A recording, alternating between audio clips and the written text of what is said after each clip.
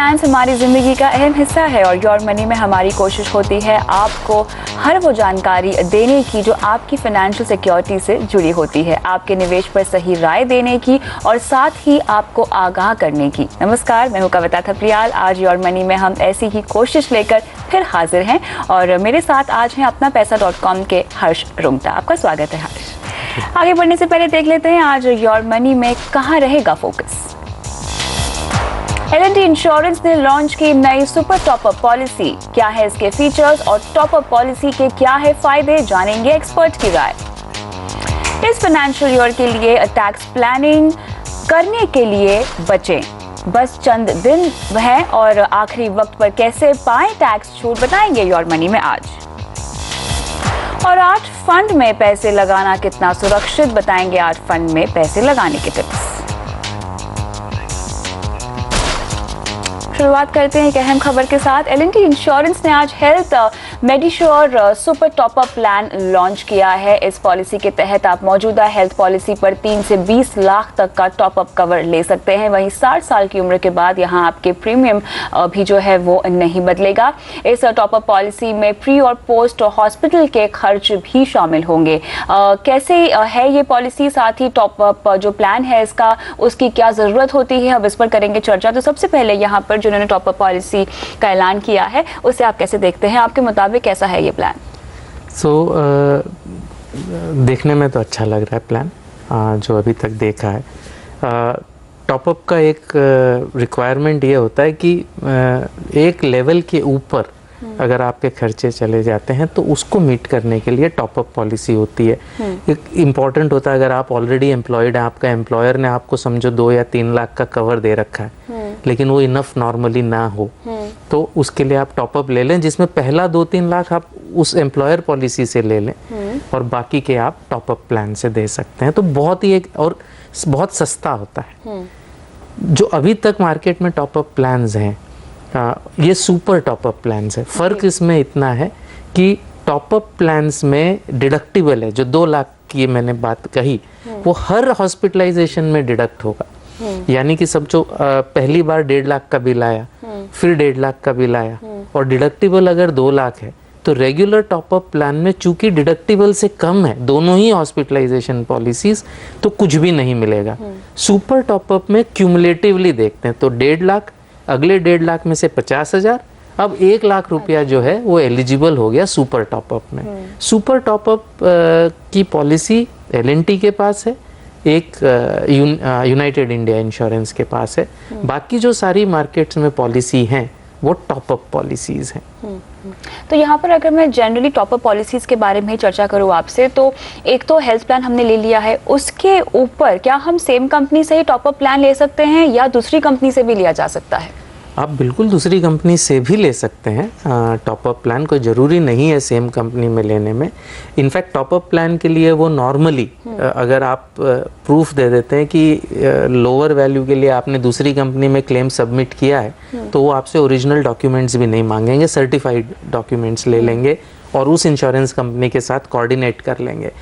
लेकिन same company रहता है तो अच्छा है, other things remaining the same. अगर एक ही कंपनी के पास आपका बेसिक पॉलिसी भी है और सुपर टॉपअप भी है तो ज़्यादा अच्छा है, लेकिन ज़रूरी बिल्कुल भी नहीं है। तो उसके लिए बहुत ज़्यादा आप प्रयत्नशील हो रहना चाहिए आपको, ऐसी बात नहीं है। अगर हो जाए दोनों एक ही कंपनी से तो बेटर है, बहुत अच्छा है। लेकिन किस तरह के लोगों के लिए बहुत ज़रूरी है एक टॉपअप पॉलिसी होना? अब अगर फॉर एग्जांपल कोई बहुत ही यंग 24 साल का कोई इंसान है, उनके पास सिर्फ एक हेल्थ प्लान है, अभी उन्होंने लिया हुआ है, क्या उनके लिए बहुत अनिवार्य है या एक फैमिली, शादीशुदा बच्चों के समेत जो परिवार रहता है उनके लिए टॉपअप पॉलिसी लेना बहुत ज़रूरी है? ऐसा कुछ सेग्रीगेटेड है? टॉपअप प्लान्स के 2 पहलू हैं। पहला ये कि अगर कोई बहुत बड़ी विपदा आ जाए तो एक जो नॉर्मल प्लान होगा वो नॉर्मली प्रोवाइड नहीं करेगा, तो उस समय आपके लिए ये बड़ी विपदा के लिए काम आता है। फर्स्ट रीजन तो उसमें तो सभी को चाहिए, यंग आदमी के भी विपदा आ सकती है, ओल्ड आदमी के भी। फिर एक चीज हमें नहीं भूलनी चाहिए कि ये कंटिन्यूअस पॉलिसी है। तो आज जो 2 लाख 3 लाख रुपए ठीक लग रहे हैं, मेरे ख्याल से 5 साल में वो ठीक नहीं लगेंगे। तो टॉप अप पॉलिसी शुरू में विपदा के लिए है, बाद में इन्फ्लेशन के लिए है। और चूंकि प्रीमियम लो हैं इसके, इसलिए ये बहुत ही यूज़फुल एडिशन है। इतना लो प्रीमियम है कि ये सभी को लेना चाहिए। बहुत ही रीजनेबल प्रीमियम्स टॉपअप्स के हैं और इसमें भी आपको हिस्ट्री अपनी बिल्ड कर लेनी चाहिए, ताकि जब इन्फ्लेशन की वजह से आपको इस पॉलिसी की ज़रूरत पड़े उस समय आपका जो भी प्री एग्जिस्टिंग का पीरियड है वो सब खत्म हो जाना चाहिए। यहाँ पे प्री और पोस्ट हॉस्पिटलाइजेशन का जिक्र किया हुआ है, उसका मतलब क्या है यहाँ पर? तो ये तो हर पॉलिसी में, हेल्थ पॉलिसी में है कि अगर समझो आप सीधे हॉस्पिटल में भर्ती नहीं होते हैं, पहले अपने डॉक्टर के पास जाएंगे, स्पेशलिस्ट के पास जाएंगे, हो सकता है उसने कोई एमआरआई करवाया, कोई टेस्ट करवाया और उस टेस्ट के रिजल्ट के मुताबिक आपको हॉस्पिटल में जाना पड़ा। ओपीडी चार्जेस और ओपीडी चार्जेस, इन्वेस्टिगेशन चार्जेस, और फिर हॉस्पिटल से निकलने के बाद उन्होंने कोई दवाइयाँ लिख के दी जो तो हॉस्पिटल में जाने से पहले थोड़े दिन जो हॉस्पिटल से रिलेटेड एक्सपेंस है और हॉस्पिटल से निकलने के बाद थोड़े दिन जो हॉस्पिटल से रिलेटेड एक्सपेंसेस है, प्री एंड पोस्ट। और ये बकायदा मेरे ख्याल से नॉर्मली हर हेल्थ पॉलिसी में अवेलेबल है। टैक्स छूट को ध्यान में रखकर क्या ये पॉलिसीज कंसिडर करनी चाहिए?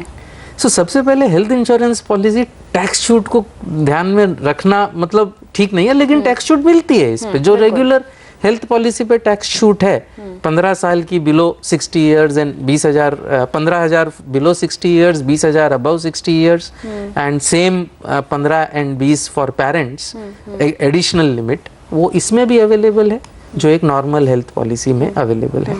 ये तो बात हुई टॉपअप प्लान और सुपर टॉपअप प्लान की, लेकिन मैं जनरली अगर मैं एक हेल्थ प्लान की बात करूं तो लेने से पहले आपको क्या क्या बातें ध्यान में रखनी चाहिए?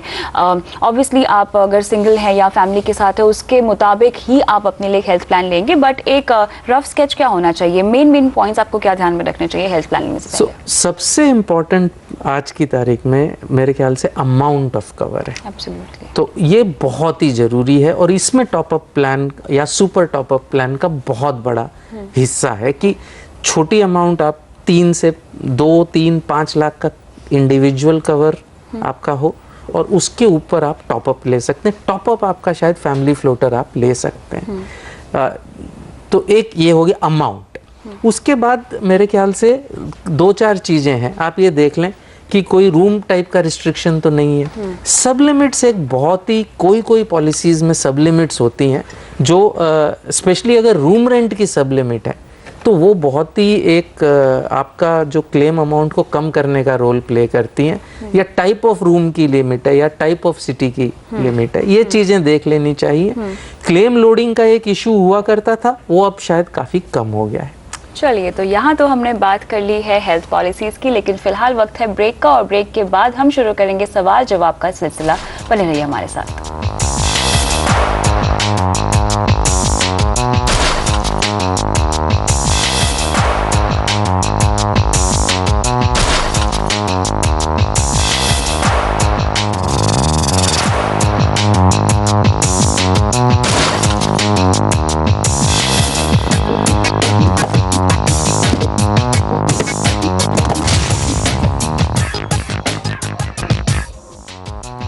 Welcome back. योर मनी में अब शुरू करते हैं सवाल जवाब का सिलसिला। मेरे साथ बने हुए हैं अपना पैसा.com के हर्ष रुंगटा। लेते हैं सौरभ हाजरा का सवाल। इन्होंने हमें ईमेल भेजा है और हर्ष, इन्होंने अपने लिए क्यूलिक प्लान लिया हुआ है मैक्स फ्लेक्सी फॉर्च्यून, और साथ ही जो ये प्रीमियम भरते हैं इसके लिए वो है 30,000 रुपये सालाना।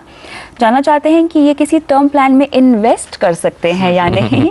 और दूसरा, टैक्स सेविंग के लिए ये म्यूचुअल फंड्स में लंप सम इन्वेस्टमेंट भी करना चाहते हैं। तो सबसे पहले इंश्योरेंस की बात करते हैं, जो इन्होंने बिल्कुल गलती से इन्वेस्टमेंट का तरीका समझ लिया है, और जैसे कि इन्होंने पूछा भी है कि इन्हें इन्वेस्टमेंट करनी है टर्म प्लान में, और जो यूलिप प्लान इन्होंने लिया है आई एम वेरी श्योर इन्होंने इन्वेस्टमेंट के लिहाज से ही लिया हुआ है। तो सबसे पहले तो हम लोग max flexi Fortune ULIP plan पे बात करते हैं इनके। तो ये तो सीजन है tax planning, so insurance and investment का। तो जो अनफॉर्चुनेटली इन्होंने जो प्लान लिया है, चार्जेस अभी भी हाई हैं। पहले साल में प्रीमियम एलोकेशन 5% दिया, इस साल ऑनवर्ड्स 4% है प्रीमियम का, और पॉलिसी एलोकेशन चार्जेस हैं 600 से लेके 960 रुपए तक की, तो 2 से 3% हो, यानी 7% आपका प्रीमियम का तो चार्जेस में ही चला जाएगा जी। अगर इनकी फंड परफॉर्मेंस की बात करें, flexi Fortune growth super fund उसका चाहे 1 साल का परफॉर्मेंस ले चाहे 3 साल का लें,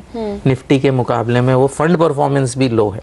तो फंड परफॉर्मेंस पुअर है, चार्जेस हाई हैं, makes absolutely no sense. Fortunately नए प्रोविजंस के अंडर में लिया है, इसको डिसकंटिन्यू कर दें, कुछ नहीं करना है, बस और प्रीमियम ना भरें।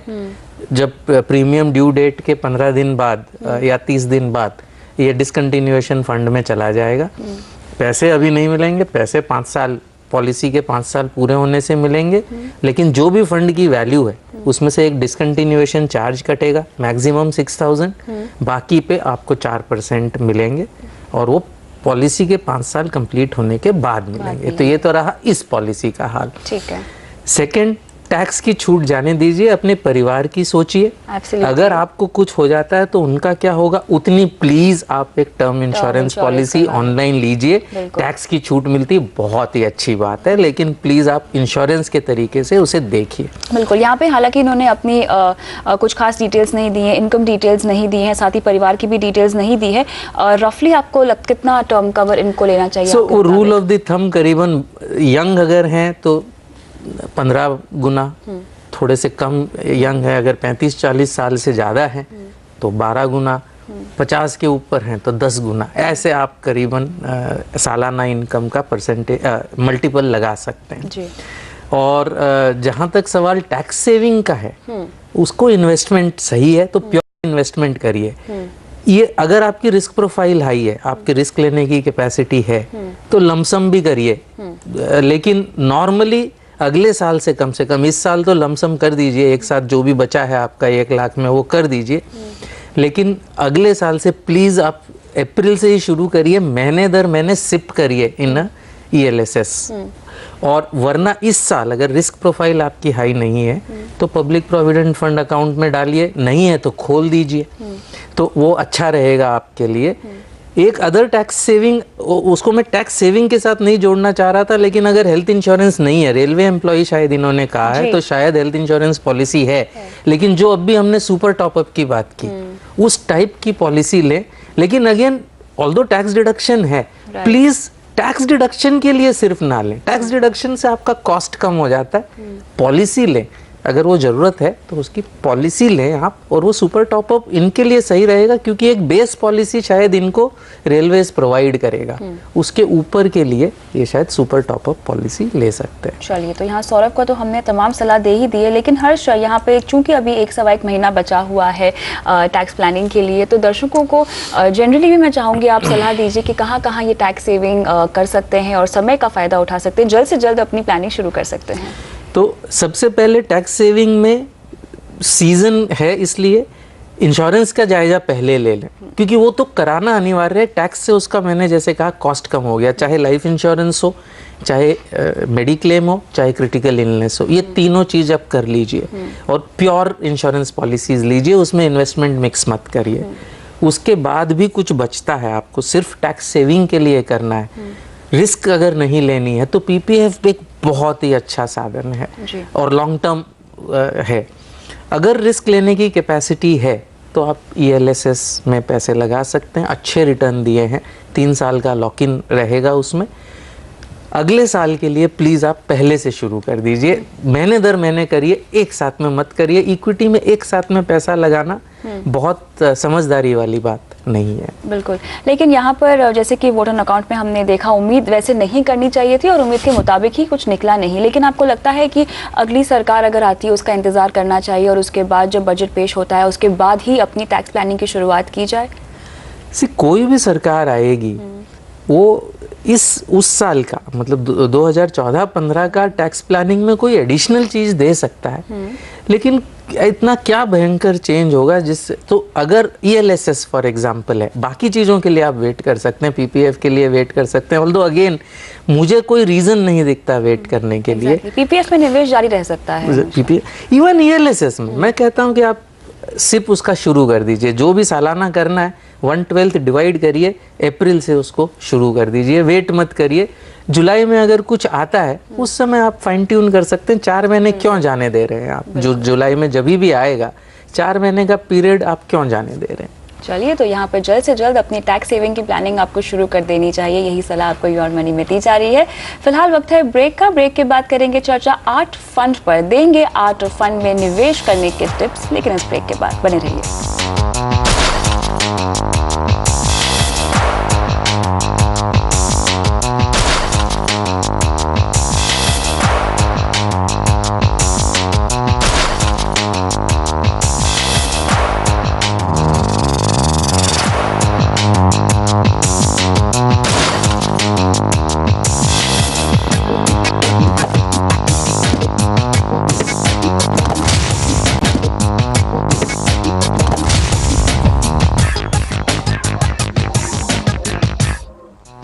Welcome back. अगर आप आर्ट लवर हैं और आर्ट कलेक्ट करते हैं तो आज योर मनी में हम आर्ट निवेश पर चर्चा करेंगे। बताएंगे आपको कि निवेश के लिहाज से आर्ट कैसा ऑप्शन है और किस तरह के निवेशक को आर्ट में निवेश करना चाहिए। हर्ष, सबसे पहले तो जानना ही चाहूंगी मैं कि आर्ट में निवेश कैसे किया जा सकता है। क्या आर्ट फंड्स होते हैं या महज आपको पेंटिंग खरीद कर ही आप आर्ट में निवेश कर सकते हैं? आर्ट फंड्स भी हैं, एक आध आर्ट फंड्स भी हैं, पोर्टफोलियो भी कई लोगों ने शुरू कर रखे हैं, प्राइवेट वेल्थ ग्रुप्स जो होते हैं, और डायरेक्टली तो आप खरीद ही सकते हैं जी। तो कोई भी तरीका आप अपनाइए। आर्ट अगर आप शौकीन हैं तो वो तो शौक की बात है, मुझे कोई भी चीज़ का शौक हो सकता है और उसके लिए मेरे पास पैसे हैं तो मुझे पूरा करना चाहिए। लेकिन अगर हम आर्ट एज एन इन्वेस्टमेंट की बात करें, यानी निवेश की, तो एक जो इन्वेस्टमेंट का एक मापदंड होता है, सेफ्टी, रिटर्न। ओके, तो पहली बात तो रिटर्न आंकने का कोई इसमें मापदंड ही नहीं है। कोई there is no Sensex, there is no Nifty. बिल्कुल। इनफैक्ट मेरी एग्जिस्टिंग पेंटिंग की क्या वैल्यू है, इतनी प्राइस डिस्कवरी इतनी पुअर है कि लोगों को पता नहीं होता है कि ये जब ऑक्शन में जाएगी कितने में बिकेगी, बिकेगी कि नहीं बिकेगी, वो भी सवाल उठता है। तो आज जो पड़ी हुई है मेरे पास पेंटिंग, उसकी क्या वैल्यू है ये शायद कोई नहीं जानता, चाहे वो पेंटर बड़ा से बड़ा क्यों ना हो, चाहे बड़ा से बड़ा हो। और ऐसे कई उदाहरण है। अब पेपरों में ये आता है कि फलां की पेंटिंग $3 मिलियन में बिकी। इंडियन में 3 मिलियन 4 मिलियन इंडिया में बड़ा होता है, फॉरेन की हम पढ़ें तो $300 मिलियन 400 मिलियन भी होते हैं। तो ये तो पेपरों में आ जाता है। ये पेपरों में नहीं आता है कि कई पेंटिंग्स तो बिकी ही नहीं, कोई पूछता भी नहीं है। और कई पेंटिंग्स जिनकी कोई जमाने में मिलियन की वैल्यू होती थी, उसकी आज थाउजेंड्स की भी वैल्यू नहीं है। तो ये जो बुरी खबरें हैं वो नहीं आती, और आपको रिटर्न कितना है ये पता करना बहुत ही मुश्किल है। तो एक how can it be an investment जहां पे सेफ्टी बिल्कुल नहीं है, बहुत ही हाईली फ्लक्चुएटिंग मार्केट है, और रिटर्न तो कोई प्रॉब्लम नहीं है। You can do risky investments, then you obviously आपका जो एक्सपेक्टेशन रिटर्न का होगा वो हाई होगा। अब वो मिलेगा कि नहीं मिलेगा ये इतना ज्यादा डाउटफुल है कि आर्ट को एज एन इन्वेस्टमेंट कहना मेरे ख्याल say that itself is in doubt. और चीजें देखें, लिक्विडिटी वेरी पुअर, आपको बेचना है, लोन लेना है, उसके अगेंस्ट में लोन नहीं मिलेगा। इंश्योरेंस कराना है तो उसकी क्या वैल्यू पे इंश्योरेंस, कौन इंश्योरेंस देगा, किन चीजों के लिए इंश्योरेंस देगा, उसको मेंटेनेंस कॉस्ट आप देखिए। आपके बच्चे ने उस पर लीक लिकोड़े कर दिए, आपके जो 1 करोड़ की चीज थी वो हजारों की हो गई। बिल्कुल। उसको वापस रिस्टोर करने का cost is very high. Mould लग गया, टर्माइट लग गई, उस पर कोई चाय स्पिल हो गई, मतलब इतना मेंटेनेंस का उसका प्रॉब्लम है कि इसे इन्वेस्टमेंट कहना मेरे ख्याल से गलत होगा। शौक इसको कहा जा सकता है, और कोई कोई शौक से पैसे भी कभी कभार बन जाते हैं, और नहीं बने ही होते हैं। हाँ, और नहीं बने तो कुछ प्रॉब्लम नहीं है। शौक में तो पैसे लगते हैं, आपको बनने की उम्मीद होनी नहीं चाहिए। शौक बड़ी चीज होती है। लेकिन ये तो बात हुई है फिजिकल पेंटिंग की। आपने कहा आर्ट फंड्स भी होते हैं, तो वो किस तरह से काम करते हैं? आप कह रहे हैं कोई बेंचमार्क नहीं होता, तो फिर वो फंड्स में किस तरह से पैसे लगाए जाते हैं? फंड मैनेजर कैसे पैसे लगाता है, कैसे उसको हैंडल करता है? तो ये आर्ट फंड्स जो भी एक आधे जो नॉन आर्ट फंड्स हैं बहुत ही डिजास्टरसली परफॉर्म किया है। बिल्कुल। और ये पूरा आर्ट का जो वर्ल्ड है, दुनिया भर के फेक्स चलते हैं इसमें। ओके जी, तो अच्छा, आपने कोई आर्टिस्ट खरीद लिया, उसकी वैल्यू बढ़ गई, अगर वो अभी भी जीवित है, उसने और पेंटिंग्स दनादन दनादन बनानी शुरू कर दी, तो सब पेंटिंग, मतलब ये इतना मूविंग पार्ट है कि इसमें इन्वेस्टमेंट के लिए कुछ स्थिरता तो चाहिए। तो इन्वेस्ट करना मेरे ख्याल से बोला नहीं जा सकता। तो इन आर्ट फंड्स में इन्वेस्ट नहीं कर सकते हैं आप, लेकिन अगर शौक के लिहाज से आप कोई पेंटिंग खरीदना चाहते हैं तो उसे ज़रूर खरीदिए और अपने घर को सजाइए। इसी के साथ बहुत बहुत शुक्रिया शो पर आने के लिए। और योर मनी में इतना ही, लेकिन आप बने रहिए CNBC आवाज़ के साथ। नमस्कार।